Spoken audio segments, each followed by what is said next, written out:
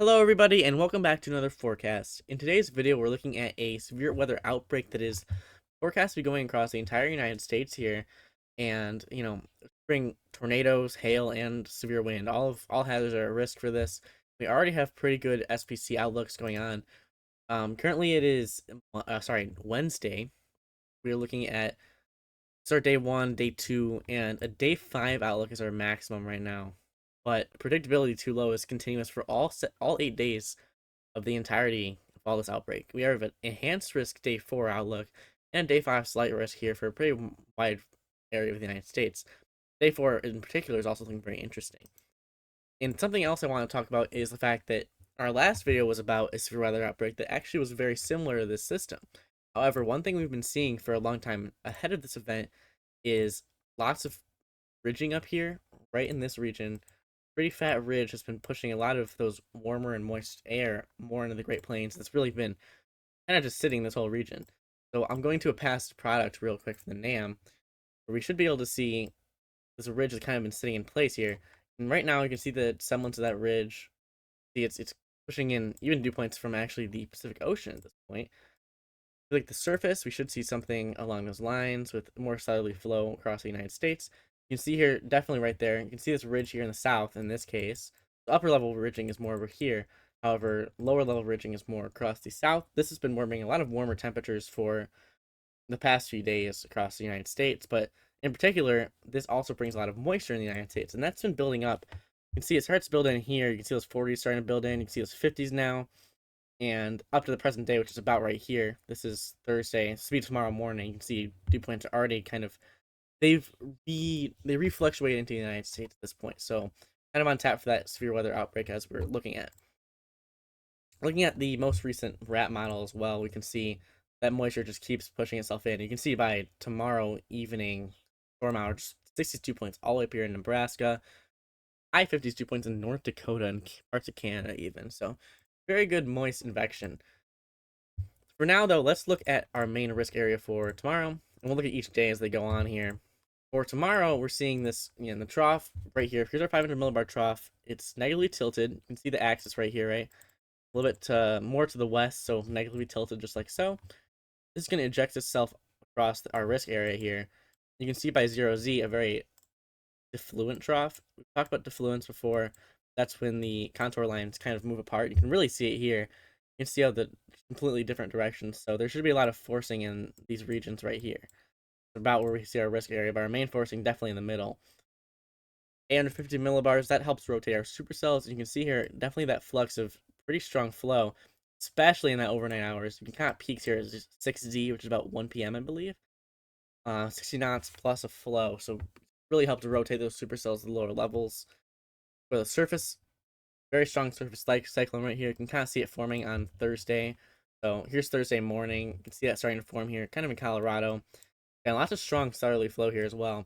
Then in the overnight hours, we should see these storms start to fire across this dry line. So here's our dry line, very stark, very well defined. You can really see just completely different. 10 dew point here, and then 65, a few maybe 100 miles away, not even. I don't know how many miles this really is, but very close proximity, very stark dry line right here. Convergence on this dry line is also in place. So more so in the beginning bits, right? Here's 2Z. You can see plenty of convergence along that dry line. All the way to 4Z. Kind of moves off a little bit afterward with the cold front. Moisture flux convergence shows us something similar. Here's our dry line again. Lots of convergence along this dry line. And simply we look at the temperature too and where our dry line is. If I draw a dry line in, right there, and I go to the temperature, see kind of moving into this dry line, more parallel to it, but there are a few points where this could be more perpendicular and moving right into it. You can see right here, this wind barb is going directly into the dry line, so interesting to look at with that, and that's where our storms are going to fire off of. Also, we have this more north option, again, closer to the surface low. There's going to be more forcing here, so we shouldn't need as much convergence to really kick off this event. I'm going to take a sounding real quick from southwest Kansas, just kind of see what the environment right around the dry line will look like. And right in this little region, here's our dry line draped southward. I'll draw it in black. Right off our surface low, kind of draped southward. You can also see the tongues, the pressure tongues. So see how they kind of dip in with it. That's where you can tell where our dry line really is. Looking at our sounding, you can see there's a little bit of capping in place. So that's something I've been seeing in a lot of these soundings, but a lot of these look like loaded gun soundings where if an air parcel, different color for that, an air parcel is able to get through this cap, it is free reign, plenty of cape in here. You can see in this case, 2,700 joules per kilogram, lots of cape here for these storms to work with. They just have to break through that cap. Enough forcing them to be able to do that. This is a pretty strong cap being forecast by the RAP model, but never know what you can see on the day of the event. The hodograph definitely looks good for tornadoes.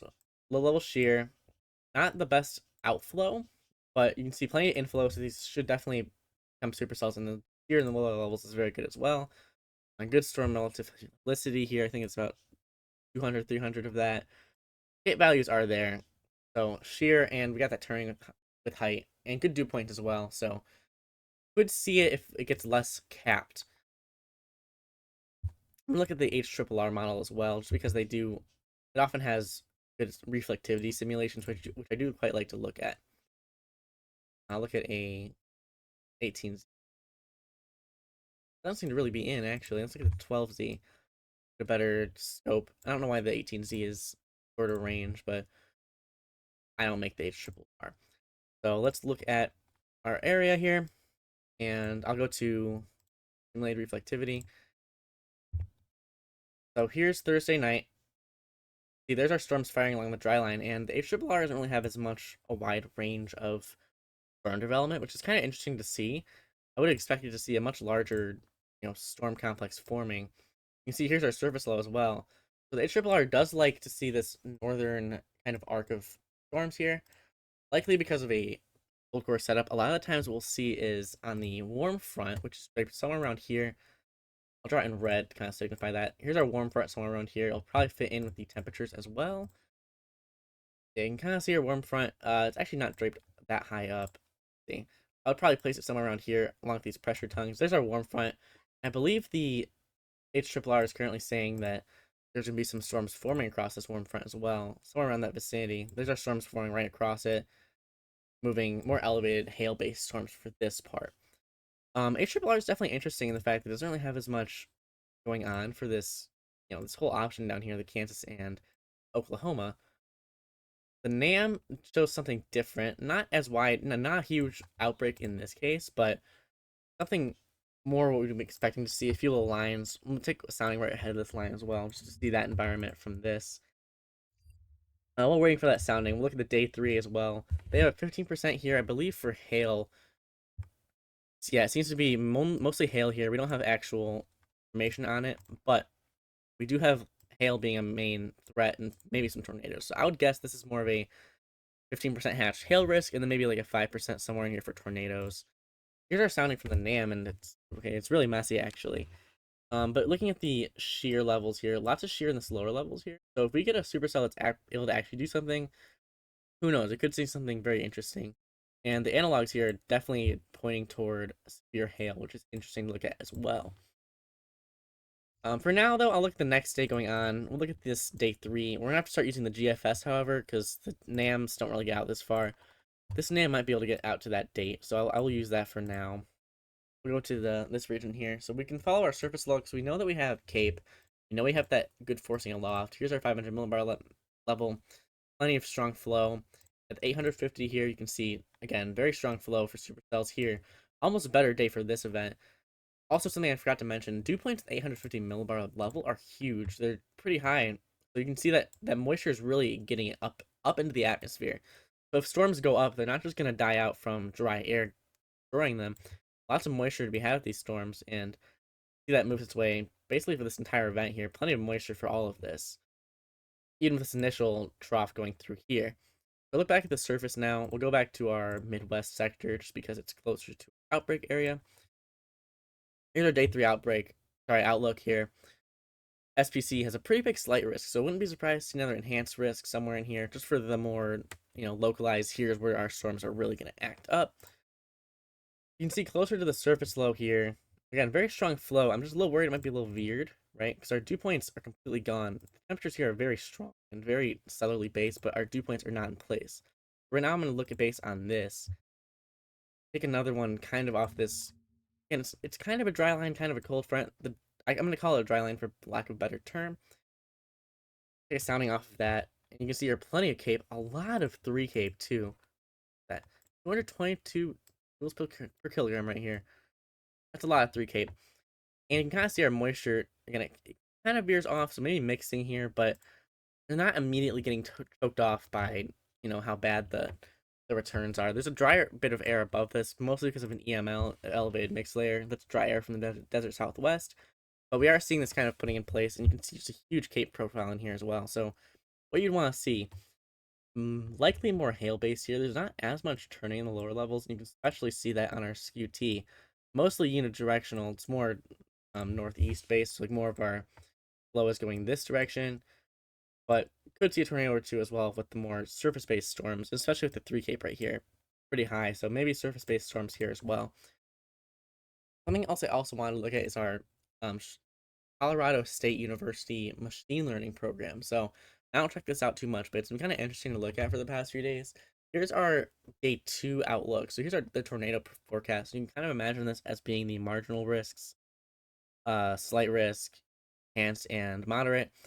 And for this case, they kind of have a moderate risk for tornadoes in the Kansas region, right in the middle as well. So you can see how that compares to our day 2 outlook here. They're not really as bullseye on Kansas, and they have more based on the area down in the south more for Oklahoma. You can see it's in our machine learning program. It's more in the Kansas region. The day 3 outlook, which I'm looking at right now, you can see our tornado probability is even higher, more hail as well. So that lower level, lower shear 2 could mean more hail. Also, that mean layer cape right here, you can see in our hail growth zone, which is indicated by here, there's a lot of cape, very fat cape as well. So you could see very strong hail. You can see in our analogs right here as well, pure hail in the past few days, or not the past few days, the past events that had something similar to this, about 2 inches plus diameter hail as well. So interesting for that regard. I'll take other soundings. I do quite like soundings just because they're easy to interpret for me, and I am used to doing that quite a bit. I'm gonna take one from down here, kind of along dry line conversions. You can see here's our dry line. Once again, I'm gonna put it in blue. We'll see it. Our temperature map, and you can see more so going towards the dry line. So we could see more dry line initiation down here. That's interesting to look at as well. I'll take a few off parts of the dry line. One off the more southern option, and I'll take one. Dry line kind of disappears in that. Go to the entire United States. I'll take one from right down here in the bits of Kansas. That's the one we looked at. Here's our sounding from, where's this? Oklahoma. So we're actually seeing PDS tornado showing up here. Very good supercell photograph. You can see that turning. Pretty unidirectional flow in that 1 to 3, and then kind of a jutting off, more high precipitation systems. But wow, the analogs are going insane right now. I can't even see how many analogs. That might be 1,000 actually. That's a lot of analogs. I can't even see them all. Multiple analog days just blowing up here in completely uncapped environment. This is definitely a tornado look. Everything considered. A very good moist layer. This is saying up to 800 millibars, about very fat cape along this whole thing. So, and oh yeah, steeper lapse rates here as well. So that's scary to look at, man. I'll admit. Yet another look at that. Very similar here. Um, this is another one from Texas, I believe. Fat cape again. Good for hail in both cases here. You can see lots of middle cape here in this hail growth zone. Not as good of a tornado profile here, but definitely could see some hail in that lower end. And then here's our. Not sure what I did there actually. I'll take another sounding with that one just because it got lost. I think I hit comma and it messed something up. That real quick. Here's our new sounding from that Kansas region. The good moist layer again, not as strong of cape you saw in the Oklahoma region, but again, very good shear in that lower levels, good 3 cape in good cape. So definitely looking to be more of a tornado day the second day, I think. I don't have as much faith in this day actually, just based on the HRRR. Although I will admit the environment is there, so this could again be more of a conditional risk, and strong tornadoes are definitely at play if they do want to. So I will admit though, I do think this day is the more significant too. After that, we're going to see yet another trough moving through the United States. So what we're seeing is this trough up here. This ejects to the northeast, maybe bringing severe weather up there. But our main severe weather threat for the day after that, this is where our enhanced risk comes in. So here's our day 4 outlook now we're looking at. And again, Specifics at this point are a little bit far out to look at, but I'm looking at the GFS just 'cause that's what I've got. At this point, this is where the NAM gets its extreme. So actually, I do have 0Z information from the NAM. Oh, even 18Z. So we do have some 0Z information from the NAM we can look at. So we're able to hit a day 4 with the NAM. Looking at Cape here, a much better Cape look at. All right, so for our day before, you can see even the third day 2 outlook here, not as much Cape to be had in this whole region. Probably not getting warm enough. And even with the day after that, this is day 3. Again, not as much Cape. But day 4 here, widespread destabilization before storm hours. It's 4 p.m. Lots of destabilization, and this day definitely looks to be much more severe. This is 3,000 plus joules per kilogram. This could be very significant severe weather here. Dry line, I believe, is again one of our systems here. Stark dry line, very well defined. The temperatures kind of going across that dry line, not amazing, but again, so much forcing is at play here. And if you look at our 700 millibar level, maybe a shortwave in here. I might even see that embedded actually. Not amazing to see really, but there's a little bit of, you can kind of see it. I might be picking at straws here a little bit. Look at the other products here, but yeah, look at the most unstable cape. This is our maximum capes. Just really widespread cape, especially compared to our other days here. Here's our day 3 and here's our day 2. Kind of a possible crazy cape up there, but I don't really that too much. But our day 4 is just looking to be very potent. Spruce up composite, that's significant tornado parameter. I don't like to look at those too much anymore. One last thing, this is our 850 millibar level, and you can see all over very, very strong flow across that whole region, especially into that overnight hour right there. Look at that. Huge explosion of that. And supercell composite as well. Not as much cape in those hours, but for supercells and stuff like that, definitely there. Especially convergence as well. Insane to see how widespread this is. Let's take a few soundings. We'll take one from Oklahoma, head of that dry line. Kind of this triple point area around Kansas. You can see here's our surface low as well. Actually, it's not really in play. It's more to the north, actually, here. So there's our quick cyclogenesis. And this quickly zips off to the northeast. Kind of incredible, actually, how quickly that is. That likely means lots of forcing, though, in this whole region here. Take another one from, I guess I'll take one from Missouri. And just because it is involved in everything, I will take one from, we'll take one in Wisconsin, actually, just because I'm curious why that's on there. Oh, that's from the day before's surface low. So I'll take a sounding from that as well. There's Wisconsin, and I'll even take one from Illinois. Or afterwards. Just 'cause I'm curious what that's going to look like. I am more Illinois based, so just see what it'll look like in that sense. Lots of soundings. So here's our Oklahoma sounding. Very good moist layer. And again, much more moisture in this sounding here. The moisture here, very close together. Maybe a semblance of an EML here, but this moisture is very, very rich, all the way up to 225 millibars. Incredible. And a very good moist profile in the lower levels as well. Plenty of shear in that lower levels. Kind of weird backing going on here, but you know, there's our whole system. Sorry, there's a whole hodograph right there. That's what a supercell would look like. Good shear, a little questionable with this backing right here, but definitely good hodograph for supercells. Here is our Kansas profile. Also, this one had an PDS tornado going, but no analogs actually, which is very interesting to see. Our Kansas sounding looks a little better. Lower level shear, again, kind of a weird backing going on here though, so I'm curious how that would affect our supercells if they were to form. Also, 3 cape is definitely in place for this one. Here is our more Missouri setup. So these are very close together. I think our Missouri one is actually more, it shows better what's actually going on. Definitely that shear in place. You can see that turning right here. And those winds and jetting off of precipitation as well. So that's interesting to see. I do like this sounding the best actually from what I've seen. Here's our Wisconsin setting. This I definitely understand a slight risk here. Maybe some stronger storms with better or other possibilities. And definitely shear in that lower level. So maybe yeah, like this says, weak tornadoes are possible. I understand that. And just because we're looking at it, Illinois sounding. Wow, that's a lot of cape. 4,000 joules per kilogram. Supercell soundings, maybe mini supercells.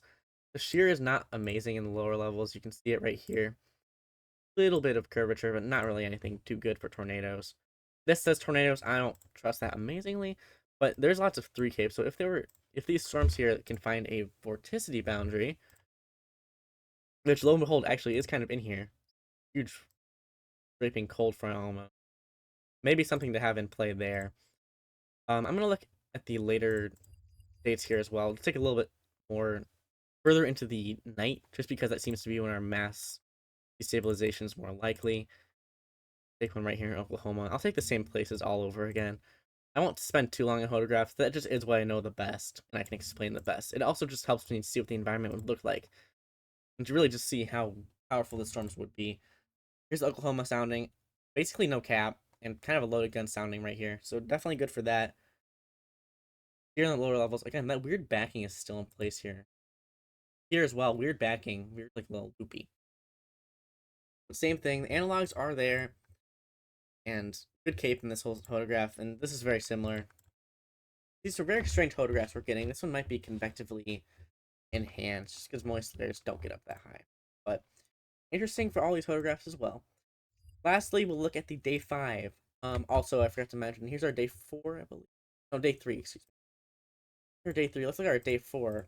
Our day 4 outlook is insanity. This is a max probability of 0.6, so 60% chance of severe weather according to the machine learning program. Then for our day 5, they have a much smaller region. At this point, the main trough is kind of ejecting and it's a lot messier at that point, so I definitely understand that. Let's look at the GFS here, though. Zoom it forward a little bit. That was our Saturday. Here's our Saturday looks.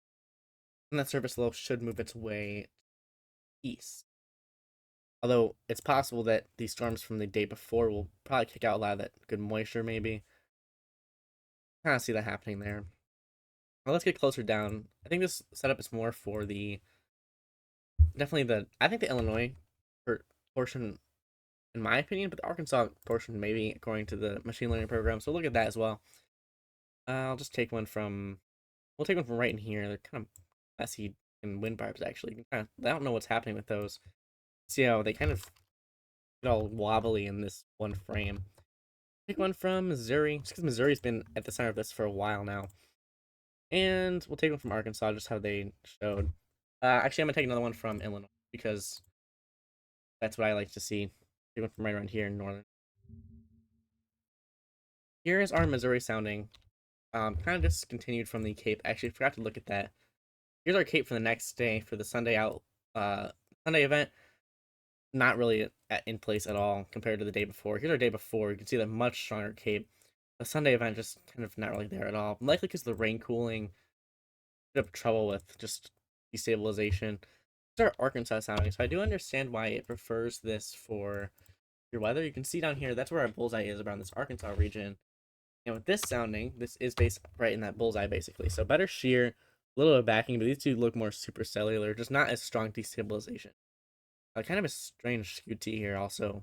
The dew points don't stay close to that temperature like that usually, so something's up with the dew points on this one, but you can see the wind environment and it does look more supercellular than other things we've seen.